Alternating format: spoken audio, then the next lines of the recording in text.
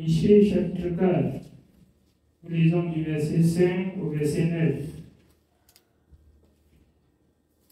Tandis que tous les peuples marchent chacun au nom de son Dieu, nous marcherons, nous, au nom de l'Éternel, notre Dieu, à toujours et à perpétuité.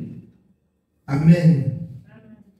Pendant que les peuples du monde entier marchent chacun au nom d'un Dieu étranger, nous autres qui avons confessé Jésus, nous marcherons au nom de l'Éternel, notre Dieu, à toujours et à perpétuité. Alors, nous devions écouter, servir selon la parole que nous avons appris. Vous avez vu comment dans le monde, les gens honorent les soi-disant, ils appellent Dieu jusqu'à les donner les notes les plus hauts. Je rappelle le blasphème du peuple du monde entier.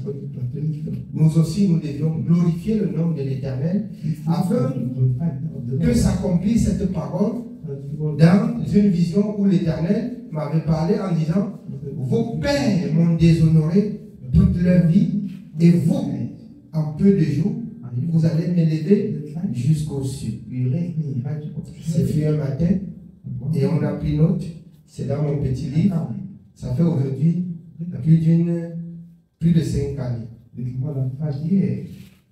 Alors, si nous nous démarquons pour être des enfants de Dieu véritables, nous le serons par la parole de l'Éternel écrite. Afin que s'accomplisse la parole de Dieu dans Jean 8, 47, comme je rappelais à certains ce soir, ceux qui sont de Dieu écoutent les paroles de Dieu. On identifie un enfant de Dieu dans la parole de Dieu.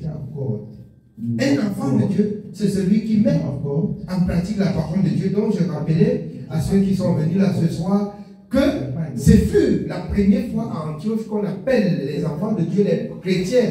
Les chrétiens qui disaient les petits Christ, des personnes qui marchent, qui mènent la vie de Christ. Toi, tu es chrétien, comment? Comment? Être chrétien, c'est être celui-là qui met en pratique ce que Jésus-Christ a mis. Voilà le nom du chrétien. Le nom de chrétien est tiré de Christ. Jésus-Christ. Être chrétien aussi, c'est celui-là qui met en pratique la parole de Dieu. Voilà le chrétien. Pendant que le peuple du monde entier marche au nom d'un Dieu inconnu, nous marchons au nom de l'Éternel, le Dieu d'Abraham, le Dieu d'Isaac, le Dieu de Jacob. Lui, le Dieu créateur, nous marcherons en son nom. Son nom, c'est la parole. Au commencement était la parole. Son nom, c'est la parole. Dans le livre de Apocalypse, son nom, c'est la parole. Afin que vous compreniez pourquoi Jésus dit: si quelqu'un m'aime, il gardera ma parole. Dieu, c'est la parole. Amen. Oui, on continue jusqu'au verset 9. Continuons au verset 6. En ce jour-là, dit l'Éternel, je recueillerai les boiteux et je rassemblerai ceux qui étaient chassés, ceux que j'avais maltraités. Alors, il parle de quel jour? Ici, la parole, c'est la prophétie qui touche la venue du Messie. Et qu'à sa présence, les boiteux vont marcher. Ceux qui ont quelques difficultés et qui acceptent de marcher comme il recommande, alors Dieu les guérira de leurs difficultés. Vous pouvez aller au chapitre suivant à partir du chapitre 5 à partir du premier verset. Nous lisons Michée chapitre 5 à partir du verset 1. Et toi, Bethléem, Ephrata, petite entre les milliers de Judas, de toi sortira au monde celui qui dominera sur Israël. Il s'agit de Jésus-Christ. De toi sortira celui qui dominera sur Israël. On revient et on finit jusqu'au verset 9 avant de continuer au chapitre suivant. Nous continuons au verset 7 du chapitre 4. Des boiteux, je ferai un reste de ceux qui étaient chassés, une nation puissante. Et l'Éternel régnera sur eux à la montagne de Sion, dès lors et pour toujours. Et toi, tour du troupeau, colline de la fille de Sion, à toi viendra, à toi arrivera l'ancienne domination, le royaume de la fille de Jérusalem. Pourquoi maintenant pousses-tu des cris? N'as-tu point de loi, plus de conseillers pour que la douleur te saisisse comme une femme qui accouche? Pourquoi tu n'as pas maintenant de roi? Dieu a fait la promesse et il a accompli. Il a envoyé un roi, le roi d'Israël, le roi des Juifs. Donc, on lui a donné cette identité, les pharisiens. Pourquoi pousses-tu des cris? Pourquoi tu dis aujourd'hui, j'ai reçu le Seigneur Jésus et tu gémisses encore, tu souffres encore? Pourquoi? C'est ce que la parole de Dieu dit. Quand on rencontre Jésus, on ne doit plus souffrir comme pécheur. Si on souffre parce qu'on a mis la parole de Dieu en pratique, ça ne va pas faire des longues jambes. Et Dieu va stopper. Afin que vous compreniez pourquoi le Seigneur a dit le malheur atteint souvent le juste, mais l'Éternel délivre tout, toujours. On ne peut pas souffrir. Non. Pourquoi? Quand on a rencontré Jésus, on a souffert pour souffrir. Non. C'est que tu constitues pour toi-même un problème. Soit le Jésus que tu as rencontré n'est pas le vrai Jésus. C'est ainsi que l'apôtre Paul rappelle au peuple de s'examiner chacun dans 2 Corinthiens 13:5 pour savoir s'il est dans la foi. On ne doit pas souffrir pour souffrir. On peut souffrir, mais il y a la fin de la souffrance. Quand Christ dit stop, mais si tu souffres sans personne, on dit stop à ta souffrance. C'est que c'est un problème. Tu constitues toi-même un problème pour ta vie. Tu as un problème pour ta propre vie. Oui, on continue au chapitre suivant. Nous continuons au chapitre 5. Nous continuons au chapitre 5 à partir du verset 1. Et toi, Bethléem, Ephrata, petite entre les milliers de Judas, de toi sortira pour moi celui qui dominera sur Israël. Et donc, l'origine remonte aux temps anciens, au jour de l'éternité.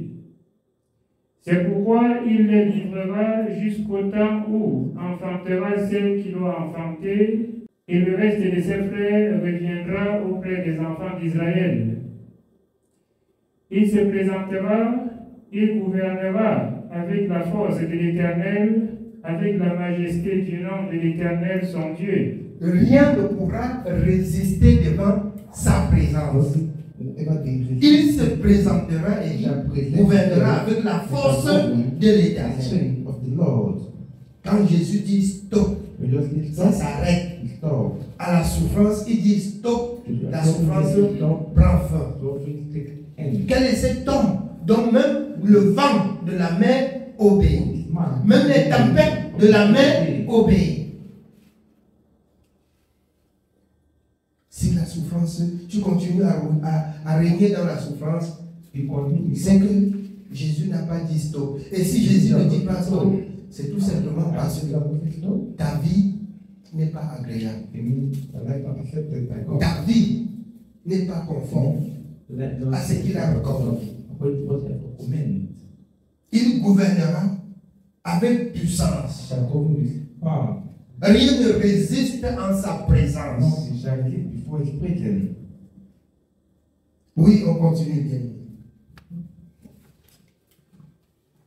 Et il aura une demeure assurée, car il sera glorifié jusqu'aux extrémités de la terre.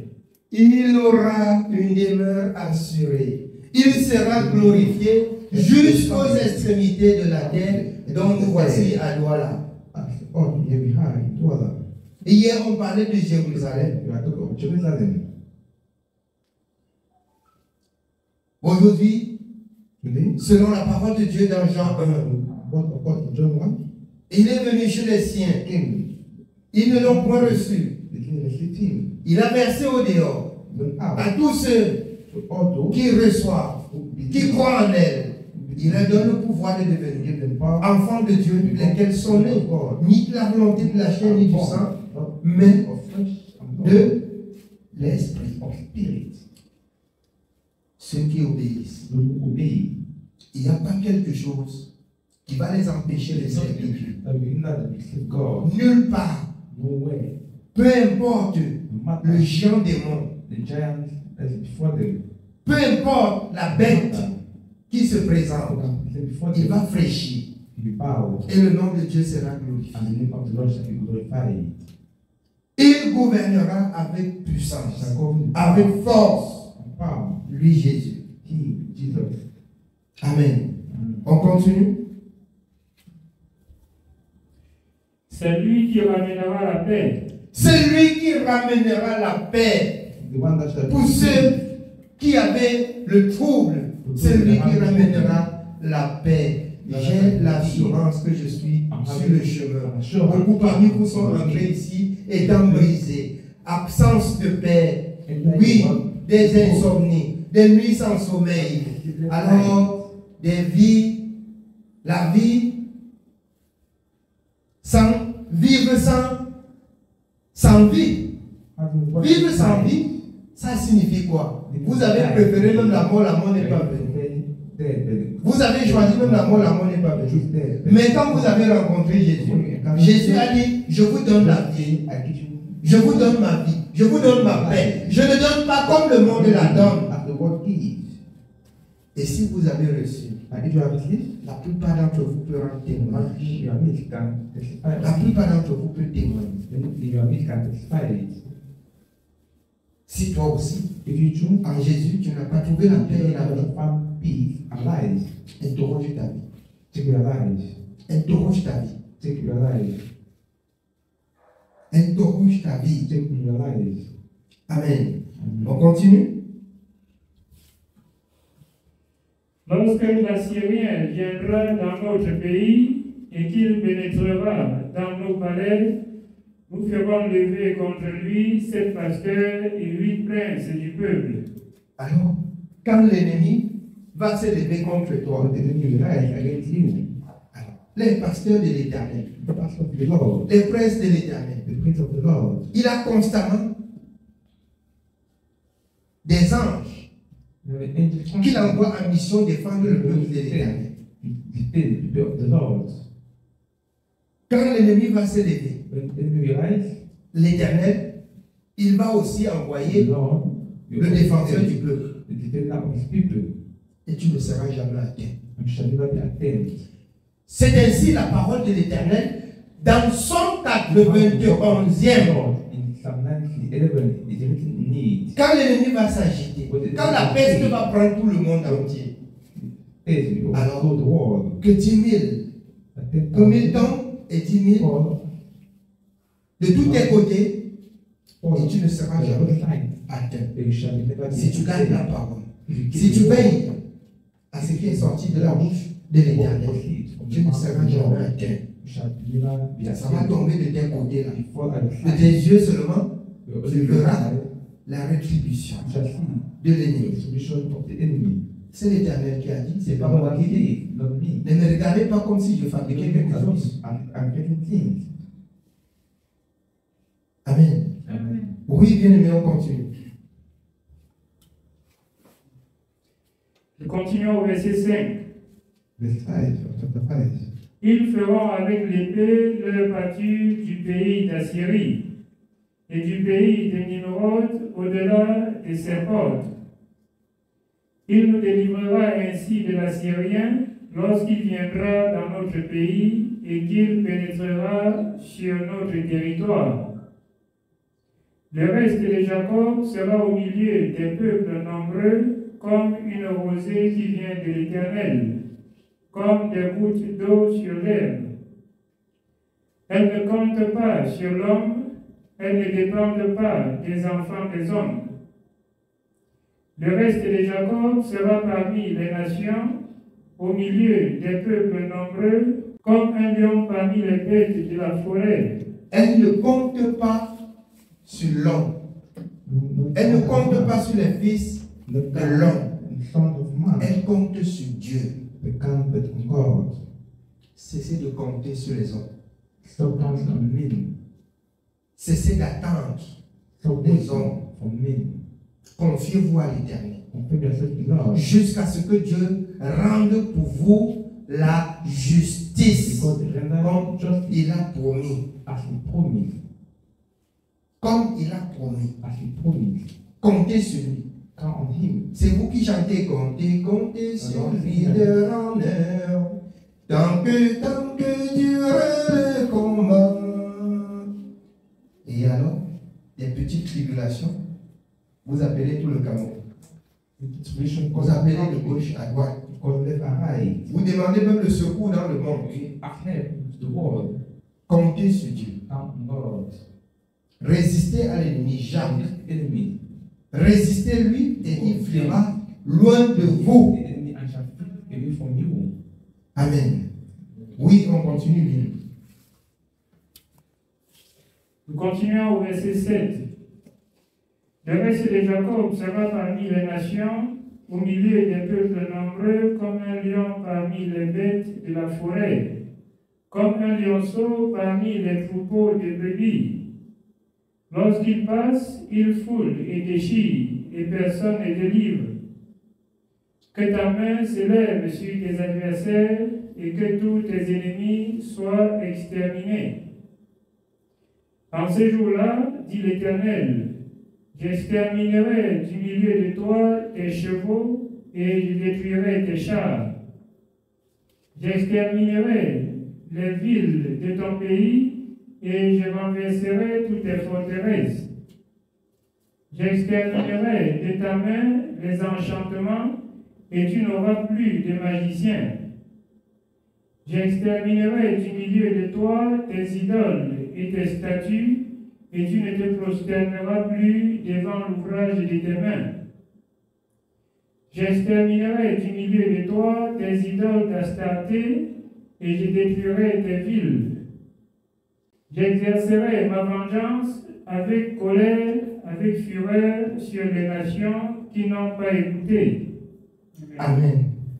Les nations qui n'ont pas écouté, la vengeance avec colère. Somme 72 à partir du verset 2. Il rendra ainsi justice. Nous lisons Somme chapitre 72.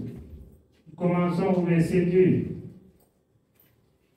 Il jugera ton peuple avec justice et tes malheureux avec équité. Il jugera ton peuple avec justice et tes malheureux avec équité. Vous dit en conclusion, il rendra à chacun selon ce qui est son œuvre. Il n'y a pas de corruption devant lui dans la justice, dans le jugement. Oui, on continue. Nous continuons au verset 3. Les montagnes porteront la paix pour le peuple et les collines aussi par l'effet de ta justice. Il fera droit aux malheureux du peuple. Si tu es malheureuse, confie-toi à l'Éternel. Si tu es dans la souffrance, confie-toi à l'Éternel. Examine ta vie et fais la volonté de ton Créateur avec équité. Parce qu'il rend justice selon la vérité. Amen. On continue. Il sauvera les enfants du pauvre et il écrasera l'oppresseur. Il sauvera les enfants du pauvre et il écrasera qui? l'oppresseur.